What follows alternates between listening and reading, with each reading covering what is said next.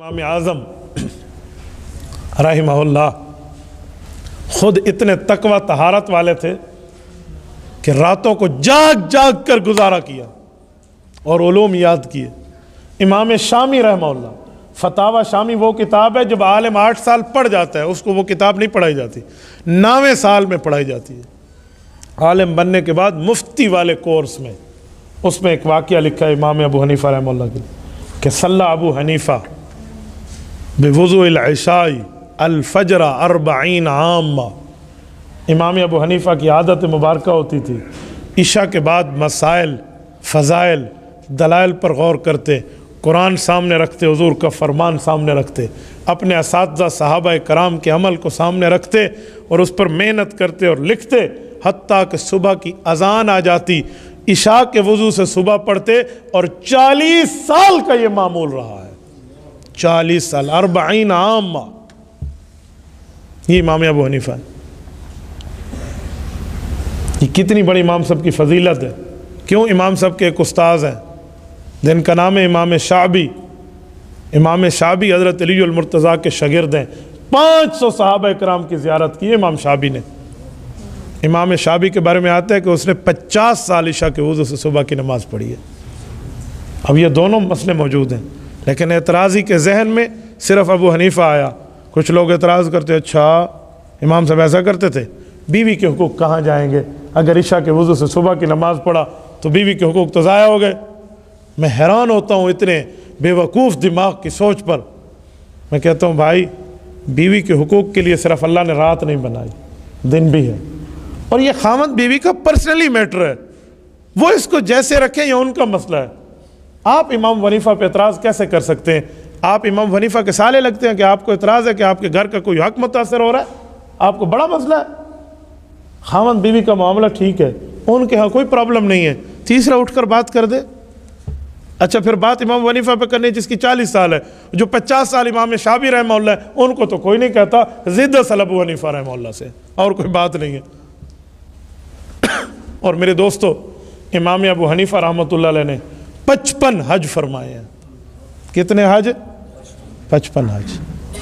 मैं अल्हम्दुलिल्लाह उस मकाम में मैंने ज़ियारत भी की है और वहाँ से उम्रे का एहराम भी बांधा है। करनल मनाजिल, जहाँ से मेरे इमाम रहमहुल्लाह ने 55 मरतबा हज का एहराम बांधा है। सऊदीया का जो ताइफ का वो है ना मीक़ात है, करनल मनाजिल, सैल कबीर वाला, हदा वाला नहीं, 2 है वहाँ, जो हज़रात गए हैं वो जानते हैं। तो इमाम साहब रहमहुल्लाह ने यहाँ से 55 मरतबा हज का एहराम बांधा। और पहला हज कब किया? उम्र 15 साल पूरी हुई। शरीयत में 15 साल का बंदा बालिग़ है, चाहे बालिग़ हो या ना हो ना, 15 साल को बालिग़ शुमार। हाँ, उससे पहले हो जाए तो ठीक है, वरना 15 साल वाला बालिग़ है, वो नमाज भी पढ़ा सकता है अगर उसको कुरान आता है। ये शरीयत का उसूल है। इमाम साहब की उम्र 15 साल पूरी हुई, वालिद ने कहा हाथ दो, कहा बेटा चलें। कबू का काज पे, ये पहला हज है 16वें साल की उम्र में। अबू के साथ चल पड़े। कहते हैं फ़ैज़ा नहनु बेमक्का, ये मुस्नद इमाम आज़म की हदीस है कि जब हम मक्का पहुँचे, रजुलन हौलहु रिजाल, एक बंदे के पास मजमा बैठा है। मैंने अबू से कहा अबू ये कौन है? अबू ने कहा हाज़ा रजुलन कद साहिबन नबी सल्लल्लाहु, हुज़ूर के सहाबी हैं। मैंने कहा वाह, अय्यु शैइन इंदहु, कोई तकसीम कर रहा है? मजमा बैठे। उन्होंने कहा जी हाँ, जो तकसीम कर रहा है अहदीसुन समिअ मिन रसूलिल्लाह, ये वो हदीसें सुना रहा है जो इसने अपने कानों से हुज़ूर से सुनी थी। ये डायरेक्ट सुना रहा है, इसके पास कोई सनद वनद की बात नहीं है, ये डायरेक्ट सुनने वाला है। इससे जो सुनेगा वो अल्लाह के रसूल का शागिर्द बन जाएगा, सिर्फ एक वास्ते से। ये अल्लाह के रसूल का शागिर्द है, इससे डायरेक्ट हदीस पढ़ने वाला अल्लाह के रसूल का शागिर्द होगा, लेकिन एक वास्ते से, क्योंकि वो सहाबी सुन रहे। कहते मैंने अब्बू से कहा फदना मिन, अब्बू फिर मुझे भी तो इसके करीब कर देना। हज़रत इमाम साहब रहमहुल्लाह फरमाते हैं फ़जअल यफ़रुजु अनिन नास, अब्बू ने लोगों को कहा कि बच्चे को तो आगे आने दो। कहा जी बिल्कुल आ जाए। कहा मुझे आगे आने दिया। हत्ता दनौतु मिन, मैं उस सहाबी के करीब बैठा और मैंने उससे राअयतुहु व समिअतुहु, मैंने उसकी ज़ियारत भी की और उससे हदीस पाक को पढ़ा। यक़ूल, उन्होंने फरमाया क़ाला रसूलुल्लाह सल्लल्लाहु अलैहि वसल्लम, हुज़ूर पाक अलैहिस्सलाम का इरशाद है मन तफ़क्क़ह फ़ी दीनिल्लाह कफ़ाहुल्लाहु हम्महु व रज़क़हु मिन हैसु ला यहतसिब। दीन के माहिर बन जाओ, अल्लाह 2 इनाम देगा, आपकी ज़िंदगी में कोई टेंशन नहीं होगी और रिज़्क़ वहाँ से मिलेगा जहाँ से गुमान भी नहीं होगा। कफ़ाहुल्लाहु हम्मा का माने अल्लाह तुम्हारे गमों से काफ़ी हो जाएगा, तो टेंशन फ्री लाइफ हो जाएगी ना। یہ حدیث امام ابو حنیفہ نے صحابہ سے سنی ہے۔ تو امام ابو حنیفہ اللہ کے رسول کے شاگرد ہیں ایک واسطے سے، صحابہ حضور کے شاگرد ہیں بغیر کسی واسطے کے، یہ ہے امام ابو حنیفہ۔ اس طرح کئی حدیثیں ہیں، 17 حدیثیں ایسی ہیں جو انہوں نے صحابہ کرام سے ڈائریکٹ پڑھی تھی۔ کچھ لوگ کیا کہتے ہیں، ابو حنیفہ تو ویسے 17 حدیثیں یاد تھی، اور میں نے کہا بے وقوف ہو، 17 وہ یاد تھی جس میں ڈائریکٹ حضور پاک کے شاگرد ہیں ایک واسطے سے، ورنہ تو امام ابو حنیفہ ہزاروں حدیثوں کا حافظ ہے۔ اپنے بیٹے کو نصیحت کرتے ہوئے فرمایا، بیٹا حماد 5 حدیثیں سناؤں، اسے پکڑ لے۔ کہ ابو یہ 5 حدیثیں کس بنیاد پہ سنا رہے ہو؟ کہ جماعتها من 1105 حدیث، میں نے 5 لاکھ حدیثوں میں تجھے سنانے کے لیے 5 حدیثوں کا انتخاب کیا ہے۔ 5 لاکھ حدیث تھے، 5 حدیث کو چنا ہے تمہیں سنانے کے لیے۔ امام ابو حنیفہ کی نصیحتیں چھپ چکی ہیں، ان میں 5 روایتیں موجود ہیں کہ نیت یوں رکھو، اپنی ترتیب یوں رکھو، روزی یوں رکھو۔ وہ اس پر اپنے بیٹے حماد بن ابی حنیفہ کو امام صاحب نے نصیحت فرمائی۔ یہ امام ابو حنیفہ ہے، یہ ان کا کارنامہ ہے، اور ان کا نام نعمان ہے۔ ابو حنیفہ ان کی کنیت ہے، امام اعظم ان کا لقب ہے۔ نعمان یہ امام صاحب کا نام ہے، ثابت ان کے والد کا نام ہے۔ اور آپ کو پتہ ہے نعمان بن ثابت، یہ جو ثابت امام ابو حنیفہ کے ابو ہیں، ان کی فضیلت کیا ہے؟ حضرت علی المرتضیٰ کے ہاتھ پہ ایک شخص مسلمان ہوا، حضرت علی کا شاگرد بنا، حضرت علی کا کلاس کا گویا کہ مانیٹر بنا، اور حضرت علی المرتضیٰ کو تحفے دیتا، کبھی فالودہ اور کبھی کھانے کی چیز۔ اس کا نام تھا زوتی۔ زوتی کے گھر ایک بچہ پیدا ہوا، حضرت علی المرتضیٰ اشراق کے مصلے پہ ہیں، بچہ لے کر آیا، کہا استاد جی پہلی خوراک بھی آپ دیں، برکت کی دعا بھی آپ کریں۔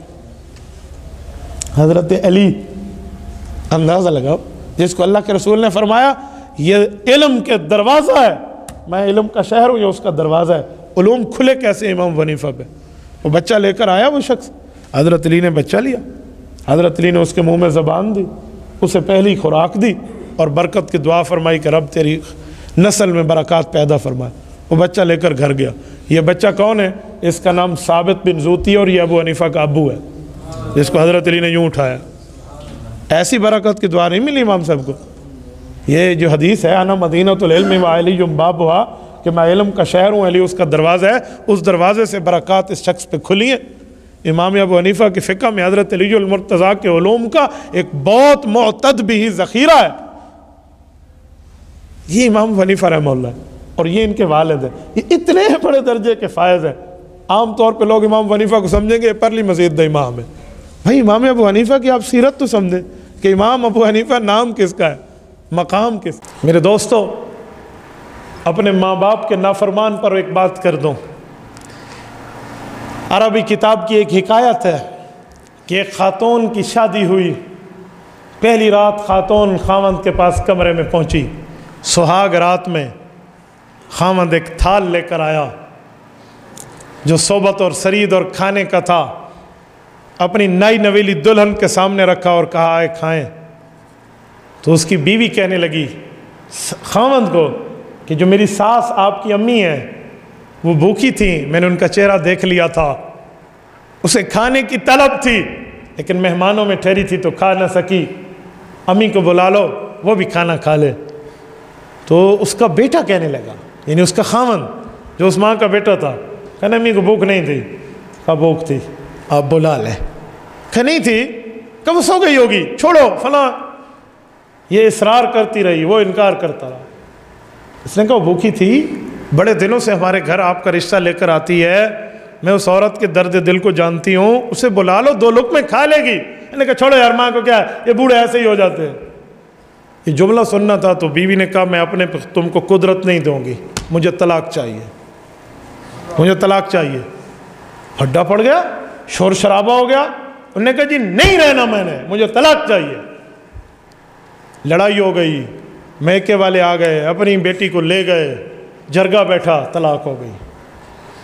اس خاتون کی ایک جگہ شادی ہوئی، اللہ نے اس کو اولاد سے نوازا، بچوں اور بچیوں سے نوازا، ماں باپ کے فرما بردار اولاد سے نوازا۔